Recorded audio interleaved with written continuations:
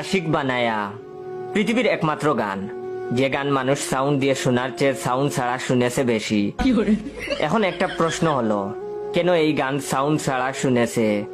আসলে তখন ইন্টারনেট এত সহজ ছিল না। এখন সবার হাতে হাতে স্মার্টফোন, মন চাইলেই রাত 12টার পর পাসপোর্ট ভিসা বাদেই অন্য দেশে ঢুকে পড়া যায়। তখনকার সময়ে একটা ফ্যামিলিতে একটা ইটের সাইজের মোবাইল থাকতো, কোনো ফ্যামিলিতে তাও থাকতো না, যা দিয়ে শুধু কল আসতো যেত আর সাপের গেম খেলা যেত।